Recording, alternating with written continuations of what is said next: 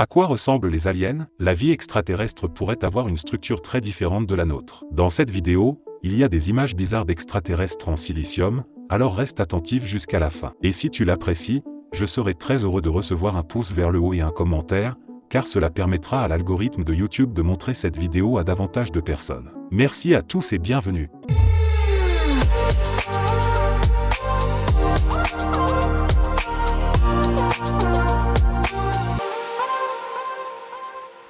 N'importe quel garçon stupide peut écraser un scarabée, mais tous les professeurs du monde ne peuvent pas en fabriquer un, disait déjà le philosophe Arthur Schopenhauer. Je suis désolé de te torturer avec de la philosophie de haut niveau, mais je trouve que cette citation exprime très bien le fait que nous ne savons toujours pas vraiment ce qu'est la vie. Je veux dire, je suis sûr que je suis vivant. Et vous aussi, probablement. La vie est un phénomène fascinant qui se présente sous de nombreuses formes sur la Terre. Mais qu'est-ce qui définit la vie? En général, elle comprend la capacité de se développer, de croître, de se reproduire et de réagir aux stimuli extérieurs. C'est pourquoi les virus, par exemple, ne sont pas considérés comme des êtres vivants, car ils ne peuvent pas se reproduire de manière autonome. C'est de la discrimination. À bas la phobie des virus. La vie est basée sur une base biochimique complexe, composée d'une multitude de molécules. Et parmi ces molécules, le carbone joue le rôle le plus important. On peut dire que le carbone est l'élément de base de la vie sur Terre. Sans carbone, tu n'existerais pas. Et aucun autre être vivant sur cette belle planète non plus. Et cela est dû à ses propriétés spéciales. Désolé, nous devons d'abord réviser les connaissances de nos cours de chimie à l'école. La capacité du carbone à former des liaisons covalentes dites fortes et des molécules stables le rend idéal pour la complexité et la diversité des processus biochimiques. Le carbone peut en effet former jusqu'à 4 liaisons chimiques et constitue la structure de base des molécules organiques, y compris l'ADN, les protéines et les hydrates de carbone. Ces molécules sont absolument cruciales pour le fonctionnement des cellules et la structure de l'organisme entier. Mais maintenant, j'entends déjà certains d'entre vous crier. Carbone ou pas, le plus important pour la vie, c'est quand même l'eau. L'eau est bien sûr aussi une partie absolument essentielle de la vie terrestre. L'eau est un très bon solvant et joue donc un rôle important dans les réactions biochimiques. Elle permet par exemple le transport des molécules et le maintien des cellules. De plus, l'eau permet la formation de liaisons hydrogènes, qui sont essentielles pour la structure et la stabilité des molécules biologiques. Cela devrait donc être une raison suffisante pour rester bien hydraté, les gars. Cette vidéo n'est d'ailleurs pas sponsorisée par le lobby de l'eau. Malheureusement. Bien que le carbone soit l'élément dominant de la vie sur Terre, d'autres éléments jouent également un rôle important. L'oxygène, l'azote, l'hydrogène et de nombreux autres éléments sont indispensables dans différents processus biochimiques, car ils constituent la base de l'énergie et du métabolisme des organismes vivants. Mais la base est toujours le carbone. La grande question est maintenant, est-ce une coïncidence? S'agit-il d'une évolution purement terrestre ou la vie est-elle basée sur le carbone partout dans l'univers? Et comme nous n'avons pas encore trouvé de vie extraterrestre, et que nous n'avons que nous comme sujet d'étude, tu peux laisser libre cours à ton imagination ici. C'est surtout dans les séries et les romans de science-fiction que nous connaissons l'idée que la vie pourrait aussi être basée sur le silicium. Par exemple, l'exogroupe de Star Wars épisode 5. Et même les effrayants xénomorphes de la série Alien sont des formes de vie basées sur le silicium. Mais pourquoi le silicium? Je te l'explique après t'avoir rappelé que tu peux m'aider en levant le pouce pour la vidéo. Alors, appuie sur le bouton like. Le silicium présente quelques similitudes chimiques avec le carbone et est donc souvent considéré comme un candidat prometteur pour une base biochimique alternative. Mais à quel point l'idée d'une vie basée sur le silicium est-elle réaliste? Le xénomorphe se promène-t-il vraiment quelque part sur une exoplanète? Peut-être, car le silicium est un élément chimique qui se situe juste en dessous du carbone dans le tableau périodique. Comme le carbone, il peut se lier jusqu'à 4 fois et former des molécules complexes.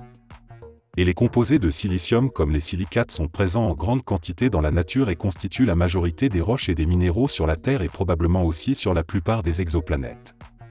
Donc, statistiquement parlant, la probabilité que la vie à base de silicium se développe n'est pas faible. Mais maintenant, il y a un gros problème. Mais, un petit problème réside dans la stabilité des liaisons chimiques. Alors que les liaisons de carbone peuvent être brisées et reformées relativement facilement, les liaisons de silicium sont très stables et difficiles à briser. Cela limiterait la flexibilité et la dynamique des processus biochimiques, qui sont essentiels à la vie. Cela pourrait signifier, par exemple, que la vie en silicium est très inflexible et que les processus évolutifs ne pourraient se produire qu'à un rythme d'escargot absolu. Il est donc peu probable qu'une espèce extraterrestre intelligente, qui, d'après ce que nous savons, devrait avoir connu une longue évolution, soit basée sur le silicium. De plus, les possibilités pour le silicium d'interagir avec un solvant sont limitées. L'eau, qui sert de solvant pour les réactions biochimiques sur la Terre, ne pourrait pas être utilisée de la même manière dans une biochimie à base de silicium. Cela ne fonctionne pas. L'alternative pourrait être le méthane liquide, par exemple, et comme nous le savons depuis notre propre système solaire, il existe sur d'autres corps célestes. Titan, la lune de Saturne, est parsemée de lacs et d'océans de méthane. Si un jour nous étudions Titan de plus près et que nous y trouvons des formes de vie, il sera super intéressant de voir si elles sont à base de silicium et utilisent du méthane comme solvant. Ce serait alors un indice très fort que cela pourrait se produire n'importe où ailleurs dans le cosmos. L'existence d'une vie à base de silicium dans notre univers est donc possible, mais elle nécessite des conditions très spéciales, comme sur Titan. C'est-à-dire des endroits plutôt froids avec une atmosphère dense, du méthane liquide, et probablement une telle vie alien silicium serait plutôt un peu primitive, faute d'une évolution rapide et flexible. Mais pourquoi s'arrêter au silicium? Peut-être qu'il existe aussi des formes de vie basées sur la pizza, comme moi. L'univers est gigantesque. Rien que dans notre Voie lactée, nous parlons d'au moins plusieurs centaines de milliards de planètes. Alors pourquoi n'y aurait-il pas de systèmes alternatifs basés sur d'autres éléments que le carbone ou le silicium?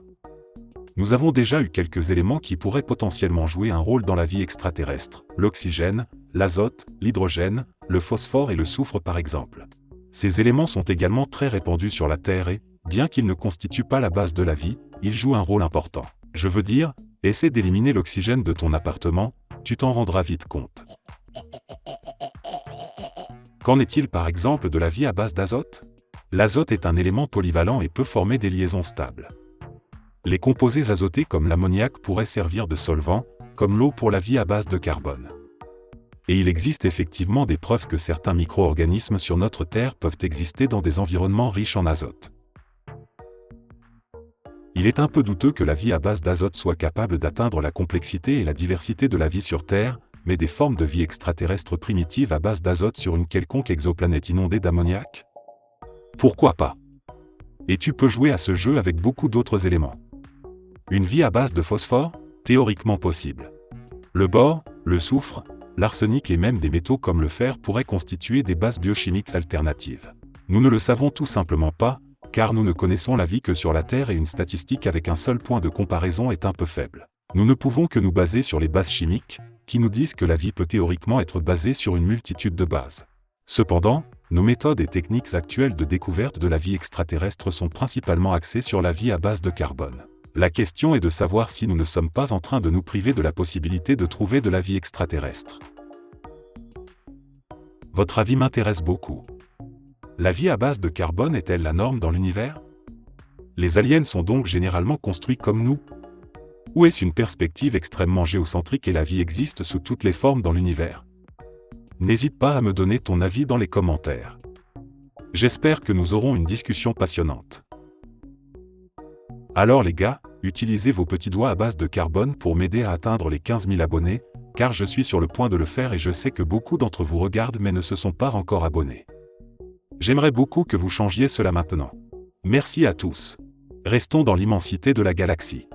L'étoile géante Bételgeuse est en train de pulser devant elle et peut-être que la supernova est enfin imminente. Ces derniers temps, sa luminosité a augmenté de 50% et les chances sont plus élevées que jamais que nous puissions bientôt voir la spectaculaire supernova dans le ciel depuis la Terre. Tu apprendras tout à ce sujet et quand nous pouvons nous attendre à voir la supernova dans la vidéo affichée, ne manque pas de la regarder.